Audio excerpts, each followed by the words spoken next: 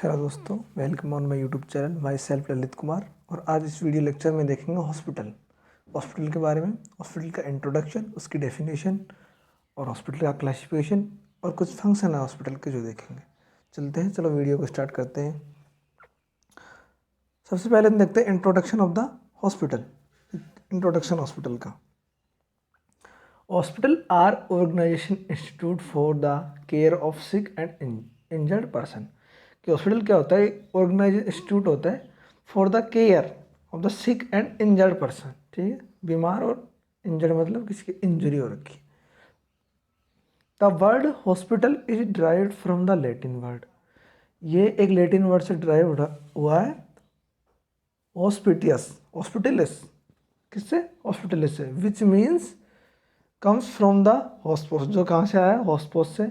Meaning a host, जिसका meaning क्या होता है? हॉस्ट। ये एक लैटिन वर्ड होता है और ये कम्स फ्रॉम द हॉस्पोस से आया है और इसका वर्ड होता है ए होस्ट।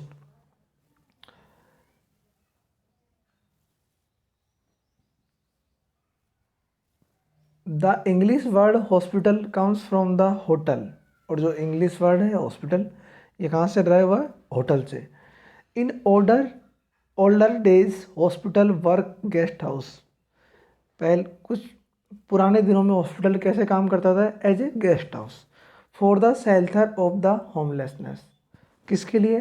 जो शरणार्थी है, जिनके होम घर नहीं है, उनके लिए एक गेस्ट हाउस के रूप में काम करता था। And for the treatment of the travels. और क्या काम करता था? ट्रीटमेंट ऑफ द ट्रेवलर्स का। In modern time the chief function of the hospital is provide care and treatment of the sick. और नावेडेज या मॉडर्न टाइम में chief function क्या है हॉस्पिटल का? Provide care and treatment to the sick person. तो आपको introduction समझ आया होगा कि एक ऑर्गेनाइजेशन होता है। जो हॉस्पिटल वर्ड है वो लैटिन वर्ड से ड्राइव हुआ है और उसका मीनिंग है ये होस्ट। और जो इंग्लिश वर्ड हॉस्पिटल है वो एक तरीके से किस वर्ड से आया है? होटल से। जो पहले के टाइम में hospital as a guest house की तरह वर्क करते थे। और जो मॉडर्न टाइम में हॉस्पिटल है वो प्रोवाइड कराते हैं care to the sick person and injured person. ठीक है, इंट्रोडक्शन आपको आई होप समझ आएगा। अब नेक्स्ट देखते हैं हम definition of the hospital according to WHO। WHO के अकॉर्डिंग हॉस्पिटल की क्या डेफिनेशन है, तो देखते हैं। Hospital is a integral part of the social and medical organization. कि हॉस्पिटल एक इंटीग्रल पार्ट होता है सोशल एंड मेडिकल ऑर्गेनाइजेशन का। The function of which is provide for to the population the complete health care both curative and preventive. Function which, और जिसका function क्या होता है? पॉपुलेशन को कंप्लीट हेल्थ केयर प्रोवाइड करना। पॉपुलेशन को complete health care provide करना, both curative and preventive. दोनों आ गए इसके अंदर, क्यूरेटिव और प्रिवेंटिव। क्यूरेटिव का अर्थ होता है कि अगर डिजीज हो गई तो उसका निवारण करना। और प्रिवेंटिव का अर्थ होता है कि पहले से ही कुछ रोकथाम या बचाव करना।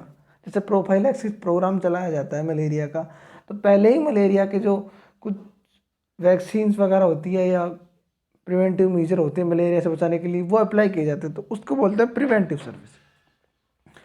And whose out patient service reach out the family and its home environment. इसका मतलब ये है कि ये नहीं है कि hospital only out patient service provide करवाता है।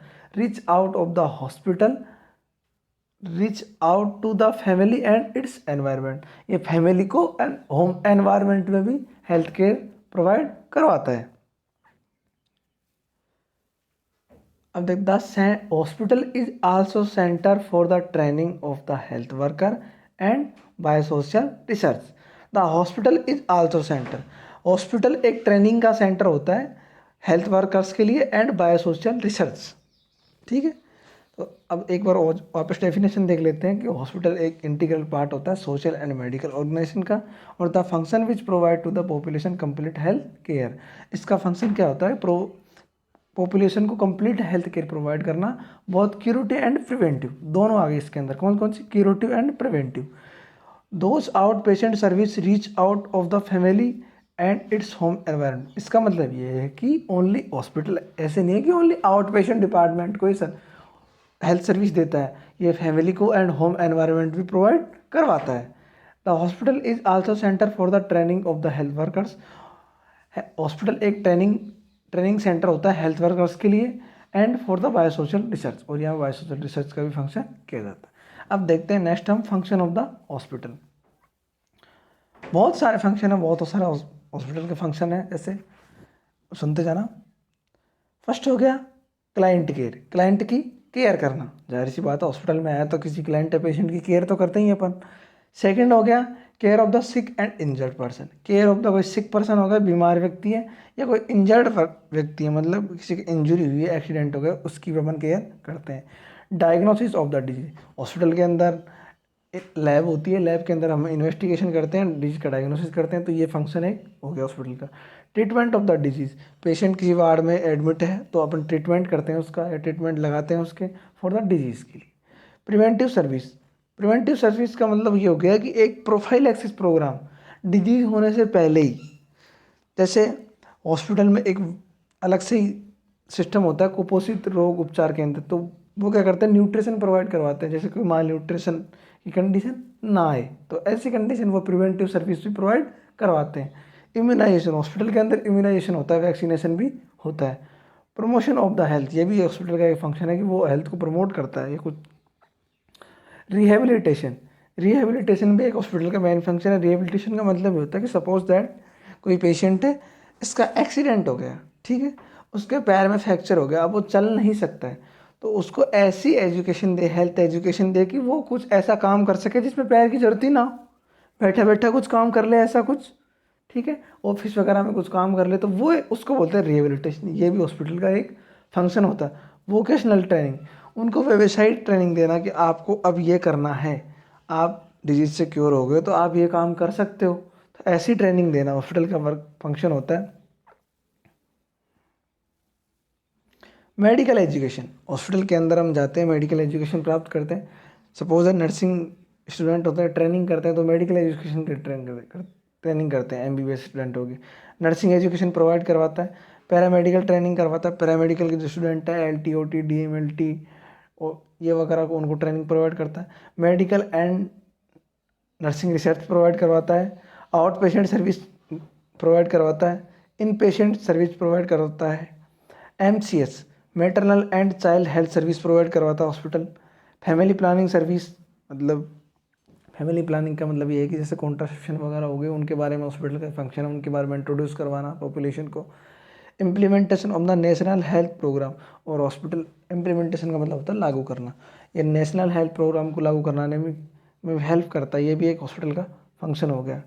Collection of the vital statics, जैसे हम जनगणना करते हैं तो कुछ वाइटल स्टैटिक्स हम हॉस्पिटल से प्राप्त करते हैं, ठीक है भाई, कितने यहाँ पे बर्थ रेट है, क्या डेथ रेट है, क्या एमएमआर है, आईएमआर है, तो ये सब अपन हॉस्पिटल के डाटा कलेक्शन से अपन देख सकते हैं। रेफरल सर्विसेज, वो हॉस्पिटल रेफरल सर्विसेज भी प्रोवाइड करवाता है। तो एक बार हम वापस देख लेते हैं। देखो, क्लाइंट केयर हो गया, care of the sick and injured person हो गया, diagnosis of the disease, treatment of the disease, prevention of the disease, immunization, promotion of the health, rehabilitation, vocational training, medical education, nursing education, paramedical training, medical and nursing research, out patient service, in patient service, MCH, family planning service, implementation of the national health programme, collection of the vital statics और referral services. I hope आपको यहाँ तक clear हो गया होगा। अब देखते हैं हम क्लासिफिकेशन ऑफ द हॉस्पिटल। देखो, अगर ये क्लासिफिकेशन आपने पढ़ लिया तो आपको और क्लासिफिकेशन पढ़ने की जरूरत नहीं पड़ेगी, बहुत डिटेल में क्लासिफिकेशन है। तो अपन पढ़ते हैं पहले बेड साइज के आधार पर, साइज या बेड कैपेसिटी के आधार पर हॉस्पिटल कितने टाइप होते हैं भाई, कितने बेड है, ज़्यादा बेड हो गए तो लार्ज हॉस्पिटल हो जाएगा, कम बेड हो गए तो स्मॉल हॉस्पिटल हो जाएगा। अब देखते हैं इनसे फर्स्ट है स्मॉल हॉस्पिटल। स्मॉल हॉस्पिटल में ध्यान रखने वाली बात है कि बेड कैपेसिटी या तो 100 होगी या लेस देन 100 होगी, 100 या तो या 100 से कम, उसको बोलेंगे हम स्मॉल हॉस्पिटल। अब देखते हैं नेक्स्ट, अब देखते हैं medium size hospital. Medium size hospital के अंदर बेड कैपेसिटी होती है 101 से 300 तक, 300 तक, ठीक है। लार्ज हॉस्पिटल होता है, लार्ज हॉस्पिटल के अंदर बेड कैपेसिटी होता है 301 से लेकर 1000 बेड, या मोर देन 1000 बेड भी हो सकते हैं। समझ में आया होगा। स्मॉल हॉस्पिटल 100 या 100 से कम, मीडियम हॉस्पिटल 100 से 300 के बीच, लार्ज हॉस्पिटल 301 से 1000 के बीच, या 1000 से ज़्यादा भी हो सकते हैं अगर कैपेसिटी हो रही तो, अगर और तो 1000 से ज़्यादा भी हो जाएंगे। सेकंड क्लासिफिकेशन, फर्स्ट क्लासिफिकेशन हमारा हुआ था साइज एंड बेड कैपेसिटी के आधार पर। अब हो गया हेल्थ कमेटी की रिपोर्ट के आधार पर। हेल्थ कमेटी ने क्या रिपोर्ट दी उसके आधार पर क्या कितने टाइप होते हैं। It is recommended to classify hospital according to bed strength, bed की स्ट्रेंथ के आधार पर कितने हॉस्पिटल। हेल्थ कमेटी की रिपोर्ट के अंदर वो साइज एंड बेड कैपेसिटी के अनुसार था। तो इसमें आ रहा था first teaching hospital. Teaching hospital के अंदर बेड कितने होते हैं, 500 या मोर देन 500। डिस्ट्रिक्ट हॉस्पिटल जो जिला स्तरीय अस्पताल होता है उसके अंदर बेड कैपेसिटी होती है 200 से 300। तालुक हॉस्पिटल, तालुक हॉस्पिटल के अंदर बेड कैपेसिटी होती है 50 से 200। सीएचसी के अंदर बेड कैपेसिटी कितनी होती है, 30 से 50। कितनी होती है, 30 से 50। और पीएचसी में बेड कैपेसिटी होती है 6 से 10। ठीक है, देख लेते हैं। फर्स्ट हो गया teaching hospital, district hospital, taluk hospital, CHC और पीएचसी। टीचिंग हॉस्पिटल 500 या 500 से ज़्यादा हो गई। डिस्ट्रिक्ट हॉस्पिटल के अंदर 200 से 300 हो गई। तालुक हॉस्पिटल के अंदर 50 से 200 हो गई। सीएचसी के अंदर जो कम्युनिटी हेल्थ सेंटर है बेड स्ट्रेंथ 30 से 50 हो गई। और पीएचसी के अंदर 6 से 10। नेक्स्ट क्लासिफिकेशन हमारा अब है ओनरशिप के आधार पर, ओनरशिप कंट्रोल के आधार पर। क्या उनकी ओनरशिप है उसके आधार पर कितने प्रकार होते हैं। तो देखते हैं हम। फर्स्ट इसके अंदर है गवर्नमेंट हॉस्पिटल। क्या है, गवर्नमेंट हॉस्पिटल और पब्लिक हॉस्पिटल।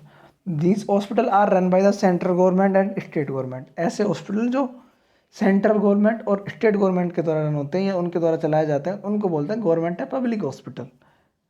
सेकेंड है non government hospital. These are supported by the client और पेशेंट फीस, जो क्लाइंट और पेशेंट की फीस से चलता है। और गिफ्ट और एनॉल्स एंड एंडोमेंट्स, एंडोमेंट्स नहीं होता दान करना, दान। ये किस किस से चलते हैं, support by the client, client fees और एंडोमेंट्स। ठीक है। Non government hospital are further divided into 3 types. ये वापस 3 टाइप में डिवाइड किए गए। फर्स्ट इसके अंदर हो गया वॉलेंट्री हॉस्पिटल। क्या हो गया, voluntary hospital. It is establish under the societies registration act 1860। ये इस्टाब्लिश होते हैं किसी अंडर, किसी एक्ट के अंदर, सोसाइटीज रजिस्ट्रेशन एक्ट 1860 और public trust act 1882। They are run by the public और प्राइवेट फंड्स। ये किसी द्वारा चलते हैं, पब्लिक और प्राइवेट फंड्स के द्वारा। एंड नॉन कमर्शियल बेसिस, और नॉन कमर्शियल बेस होते हैं। ठीक है। इसके अंदर सेकंड है नॉन गवर्नमेंट के अंदर प्राइवेट हॉस्पिटल या nursing home. These generally are owned by the individual doctor और group of the doctor. They are run on the commercial basis. ऐसे हॉस्पिटल, प्राइवेट हॉस्पिटल या नर्सिंग होम ऐसे hospital होते हैं या तो किसी पर्टिकुलर डॉक्टर के द्वारा, इंडिविजुअल डॉक्टर के द्वारा इनको रन किया जाता है, या फिर कोई ग्रुप ऑफ द डॉक्टर इनको रन करता है। They are run on a commercial basis. ये किस पे रन होते हैं, कमर्शियल बेस पे रन होते हैं। ठीक है, कमर्शियल बेस तो होगा ही ना, जब कुछ डॉक्टर अपने खुद के फायदे के लिए हॉस्पिटल लगाते हैं। अब इसमें थर्ड है नॉन गवर्नमेंट के अंदर cooperate hospital. They are run by the public limited companies hospital. ये पब्लिक लिमिटेड कंपनीज के द्वारा रन होते हैं। अपन 3 क्लासिफिकेशन पढ़ सकते हैं, बेड और स्ट्रेंथ कैपेसिटी के आधार पर, और साइज ऑन बेड कैपेसिटी के आधार पर, और बेड स्ट्रेंथ के आधार पर, मतलब जो हेल्थ कमेटी की रिपोर्ट के अनुसार हम पढ़ सकें। और फिर हम तीसरा क्लासिफिकेशन पढ़ा हुआ है ऑनरशिप के आधार पर, जिसके अंदर 2 है, प्राइवेट हॉस्पिटल, गवर्नमेंट हॉस्पिटल और non government hospital. Non government के अंदर 3 आ गए, कौन कौन से, वॉलेंट्री हॉस्पिटल, प्राइवेट हॉस्पिटल और कोऑपरेट हॉस्पिटल। अब पढ़ते हैं हम ऑब्जेक्टिव के बेस पे हॉस्पिटल। भाई ऑब्जेक्टिव के आधार पर हमारे हॉस्पिटल कितने प्रकार के होते हैं, ऑब्जेक्टिव्स का क्या क्या उद्देश्य है हॉस्पिटल खोलने का, उसके आधार पर हॉस्पिटल देखते हैं हम। फर्स्ट होगा टीचिंग कम रिसर्च हॉस्पिटल। अब इसमें क्या होगा कि टीचिंग पर ध्यान दिया जाएगा। देखो, the primary objective is training of the doctors and research, health care is secondary. ठीक है, इसके अंदर प्राइमरी फंक्शन क्या होता है, रिसर्च, और सेकेंडरी क्या होता है, क्लाइंट केयर या हेल्थ केयर। जैसे कि एग्जांपल के तौर पे हो गया, इसका बेस्ट एग्जांपल है मेडिकल कॉलेज हॉस्पिटल। अब मेडिकल कॉलेज में क्या दिया जाता है, टीचिंग एंड रिसर्च पे ज़्यादा ध्यान दिया जाता है, नहीं कि क्लाइंट केयर पर, तो वहाँ सिखाने के पर्पज से हॉस्पिटल खोला जाता है। सेकंड है जनरल हॉस्पिटल। जैसे जनरल हॉस्पिटल होते हैं, these hospital offer treatment for the common disease. इनमें यहाँ पे कॉमन डिजीज का ट्रीटमेंट होता है। The main objective is provide, इसका मेन ऑब्जेक्टिव क्या है, provide medical care whereas teaching is secondary. अब टीचिंग हॉस्पिटल में तो क्या होता है कि रिसर्च और ट्रेनिंग प्राइमरी फंक्शन होते हैं, और जनरल हॉस्पिटल के अंदर ये होता है कि जो हेल्थ केयर प्रोवाइड करना वो तो होगा प्राइमरी, और रिसर्च एंड जो ट्रेनिंग है वो होगा सेकेंडरी। अब नेक्स्ट है स्पेशलाइज हॉस्पिटल। अब भाई जनरल हॉस्पिटल पढ़ा तो वहाँ क्या होता है, कॉमन डिजीज़ का ट्रीटमेंट होता है, ठीक है, कोई सी भी कॉमन डिजीज, फीवर हो गया, स्नीजिंग, वो कोल्ड, कॉमन कोल्ड हो गया वगैरह, मलेरिया वगैरह जो भी कुछ है, जो डेंगू वेंगू वो कुछ है, वो हो गया जनरल। स्पेसिफिक में क्या आएगा, जो स्पेसिफिक हॉस्पिटल है, these hospital provided medical and nursing care in a specific area. ये क्या करते हैं, nursing care and medical care provide करते हैं स्पेसिफिक एरिया में। जैसे कि किसका हॉस्पिटल हो गया, हार्ट का हॉस्पिटल हो गया, कैंसर का हॉस्पिटल हो गया, टीबी का हॉस्पिटल हो गया। जैसे जयपुर के अंदर है महावीर कैंसर हॉस्पिटल, वो एक क्या स्पेशलाइज हॉस्पिटल है कैंसर का, तो उसको बोलते हैं अपना स्पेशलाइज हॉस्पिटल। सेकेंड है, नेक्स्ट है आइसोलेशन हॉस्पिटल। तो आइसोलेशन हॉस्पिटल का मतलब ये होता है ऐसे हॉस्पिटल जहाँ आइसोलेट किया जाता है पीपल्स को, कम्युनिकेबल डिजीज जब को रोकने के लिए आइसोलेट किया जाता है। जैसे कोरोना में सुना होगा आपने आइसोलेशन, वो हॉस्पिटल जिनके अंदर आइसोलेशन किया गया है उनको बोलते हैं isolation hospital. These is a hospital in which patient require isolation और patient suffer from the communicable disease or take care. जो पेशेंट कम्युनिकेबल डिजीज से सफ़र कर रहा है उसको आइसोलेशन हॉस्पिटल में रखा जाता है, उसको बोलते हैं आइसोलेशन हॉस्पिटल। अब हो गया rural hospital. Rural hospital are located in the rural area at least one और मोर डॉक्टर्स। यहाँ एक या एक से अधिक डॉक्टर होते हैं और रूरल एरिया में होता है। तो हमने देखे थे अभी ऑब्जेक्टिव के आधार पर, फोर्थ क्लासिफिकेशन था हमारा ऑब्जेक्टिव के आधार पर, जिसमें टीचिंग का रिसर्च हॉस्पिटल हो गया जहाँ पर टीचिंग करवाई जाती है, जनरल हॉस्पिटल होगा जनरल जहाँ पे होता है, और यहाँ पर हेल्थ केयर ज़्यादा प्रोवाइड की जाती है, बाद बाकी टीचिंग कम की जाती है। स्पेशलाइज हॉस्पिटल हो गया और आइसोलेशन हॉस्पिटल हो गया और रूरल हॉस्पिटल हो गया। अब पढ़ते हैं fifth classification according the system, on the basis of the system. भाई सिस्टम के आधार पर हॉस्पिटल कितने प्रकार के होते हैं। फर्स्ट है इसके अंदर लॉन्ग टर्म हॉस्पिटल या क्रोनिक केयर हॉस्पिटल। जाहिर सी बात है नाम से क्लियरफाई हो रहा है, ऐसे हॉस्पिटल जहाँ पे पेशेंट को लंबे समय तक रखा जाता है। जैसे कैंसर का पेशेंट, उसका थेरेपी चलती है, कीमोथेरेपी तो बहुत दिनों तक वहाँ उसे रखा जाता है। लेप्रोसी का पेशेंट होगा तो उसे बहुत दिनों तक रखा जाता है। Short term care hospital and acute care hospital, जैसे निमोनिया, गैस्ट्रोइटाइटिस, और जैसे ऑपरेट हुआ पेशेंट का, जैसे अपेंडिक्स हो गया, कुछ दिनों के लिए तो एक आध दिन एडमिट रखते हैं, छुट्टी कर देते हैं। जैसे देखते हैं लॉन्ग टर्म हॉस्पिटल या chronic care hospital. In this patient stay in the hospital for a long time. यहाँ पर पेशेंट स्टे करता है हॉस्पिटल के अंदर, ठहरता है long time, and the disease में भी क्रोनिक, और जो डिजीज का नेचर होता है कैसा था, क्रोनिक का मतलब लंबे समय चलती आ रही है, जैसे कैंसर हो गया और लेप्रोसी हो गया। अब हम पढ़ते हैं शॉर्ट टर्म हॉस्पिटल या अक्यूट केयर हॉस्पिटल। अक्यूट का मतलब होता है जो तुरंत बीमारी हुई है कोई ऐसी। इन दिस क्लाइंट या patient stay in the hospital for a short period के लिए हॉस्पिटल के अंदर रहता है। This time and the disease is usually of the acute nature. और यहाँ पे कौन सी डिजीज का कैसा नेचर होता है, अक्यूट, तुरंत नेचर, तुरंत जो डिजीज होती है, जैसे निमोनिया हो गया और गैस्ट्रोएंटेराइटिस हो गया। गैस्ट्रोएंटेराइटिस का मतलब होता है गैस्ट्रिक में इन्फेक्शन, जीआईटी ट्रैक के अंदर इन्फेक्शन, फूड पॉइजनिंग हो गया वगैरह हो गया। अब सिक्स्थ क्लासिफिकेशन देखते हैं क्लिनिकल पर्पस या फैसिलिटी के आधार पर। क्या फैसिलिटी है, कौन सा पर्पस है। क्लिनिकल पर्पस का मतलब हो गया जैसे पर्टिकुलर हॉस्पिटल, ईएनटी का हॉस्पिटल होगा भाई नाक कान के पर्पज से हो गया, हार्ट का हॉस्पिटल हो गया हार्ट के पर्पज से हो गया, कैंसर हॉस्पिटल हो कैंसर के पर्पज से हो गया, तो वो हॉस्पिटल, ठीक है। अब इसमें फर्स्ट देखते हैं मैटरनिटी हॉस्पिटल। ऐसा हॉस्पिटल जो डील्स करता है डिलीवरी केसेस को, ऐसा हॉस्पिटल जो डील्स करता है डिलीवरी केसेस, उसको बोलते हैं मैटरनिटी हॉस्पिटल। पीडियाट्रिक हॉस्पिटल, बच्चों का अस्पताल। This hospital treated disease the infants and childrens का अस्पताल उसको बोलेंगे पीडियाट्रिक अस्पताल, जहाँ पर बच्चों का इलाज होता है। साइकेट्रिक हॉस्पिटल वो हॉस्पिटल हो गया जो डील्स करता है साइकेट्रिक डिजीज या मेंटल डिसऑर्डर से, ठीक है। जेरिटिक हॉस्पिटल हो गया जो ओल्ड एज पर्सन का हॉस्पिटल होता है, जो ओल्ड एज पर्सन एडमिट रहते हैं उसको बोलते हैं जेरिटिक हॉस्पिटल। तो कौन कौन सा होगा, maternity hospital, paediatric, psychiatric, geriatric. Next है फ्रैक्चर हॉस्पिटल, जहाँ पे कोई इंजर्ड पर्सन आ रहा है, इंजर्ड पर्सन आ गया, कोई एक्सीडेंट केस आ गया तो वो फ्रैक्चर हॉस्पिटल के अंदर आ गया। ईएनटी हॉस्पिटल, जहाँ पे ईयर नोज थ्रोट का इलाज किया जाता है उसको बोलते हैं ईएनटी हॉस्पिटल। आई हॉस्पिटल, जो पर्टिकुलर आई स्पेशलिस्ट होता है जहाँ आई का इलाज किया जाता है। डेंटल हॉस्पिटल, जहाँ दांतों का अस्पताल, जहाँ ओनली दांतों को देखा जाता है। तो ये हो गया क्लिनिकल पर्पज के आधार पर maternity, paediatric, psychiatric, geriatric, fracture hospital, ENT hospital, eye hospital, dental hospital. Seventh classification देखते हैं हम on the basis of the medical system के आधार पर। मेडिकल सिस्टम के आधार पर जैसे मेडिकल सिस्टम होता है ना, आयुर्वेदा, एलोपैथी, नेचुरोपैथी, वो हॉस्पिटल वाला है, वो टाइप्स है इसके। भाई मेडिकल सिस्टम कैसे कैसे, तो फर्स्ट हो गया एलोपैथी, जहाँ पे MBBS डॉक्टर बैठता है उसको बोलते हैं एलोपैथी हॉस्पिटल, ठीक है।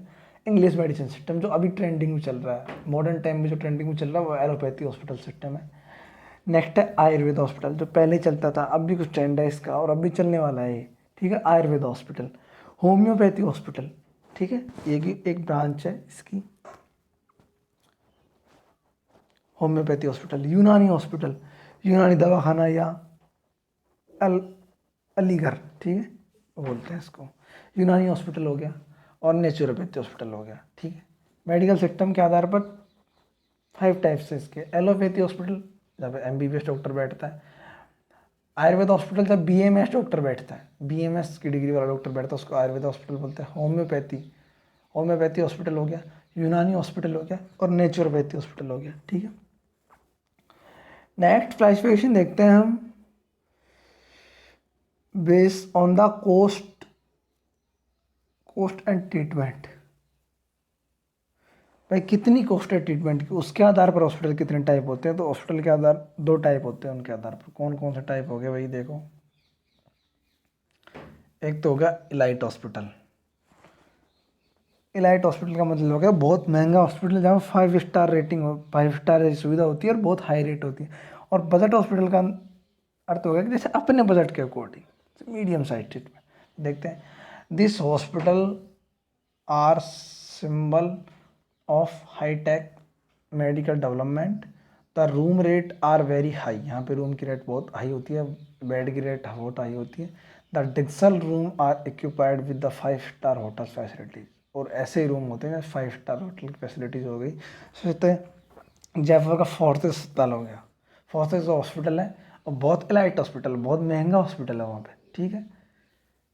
बजट हॉस्पिटल, ज़्यादातर बजट हॉस्पिटल ही होते हैं, ज़्यादातर बजट हॉस्पिटल होते हैं। This hospital is for the moderate budget and low budget person, ठीक है। ऐसे पर जहाँ पे लो बजट के अंदर इलाज हो जाए उसको बोलते हैं अपन बजट हॉस्पिटल। अब नेक्स्ट क्लासिफिकेशन है 9th क्लासिफिकेशन। देखो कितने क्लासिफिकेशन हो गए, बहुत अच्छा क्लासिफिकेशन है।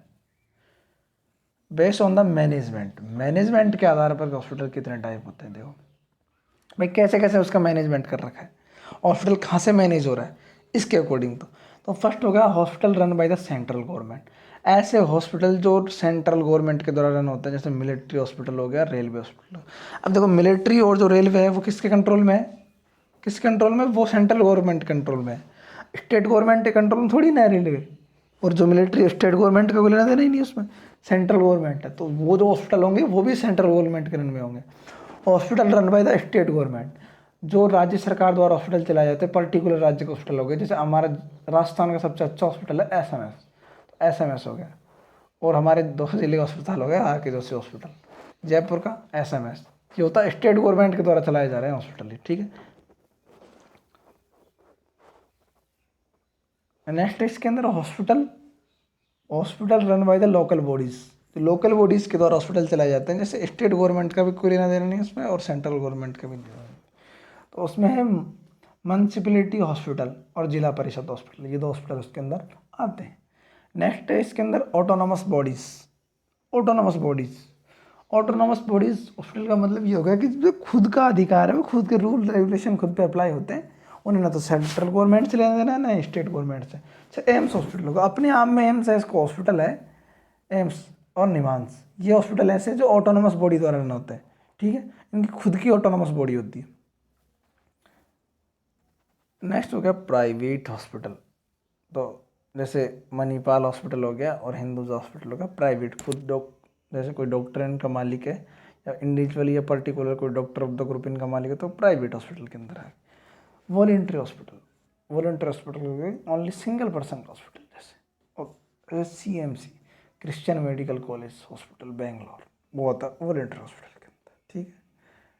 तो देखते हैं, आई होप आपको समझ आएगा video. On the basis of management के आधार पर hospital run by central government, state government, local bodies और ऑटोनोमस बॉडीज़, प्राइवेट हॉस्पिटल और वॉलेंट्री हॉस्पिटल। तो देखते हैं, हमने 9 क्लासिफिकेशन हॉस्पिटल पढ़े हैं दोस्तों। फर्स्ट क्लासिफिकेशन हमने पढ़ा है बेड कैपेसिटी के आधार पर।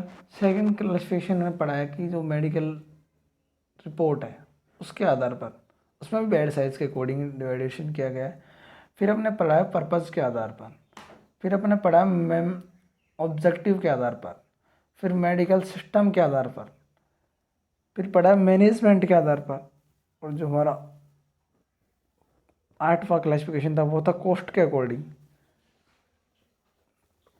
आई होप आपको वीडियो समझ आया होगा। Thank you so much. अगर आपको वीडियो पसंद आए तो चैनल को सब्सक्राइब एंड वीडियो को लाइक करें और शेयर करें। थैंक यू दोस्तों।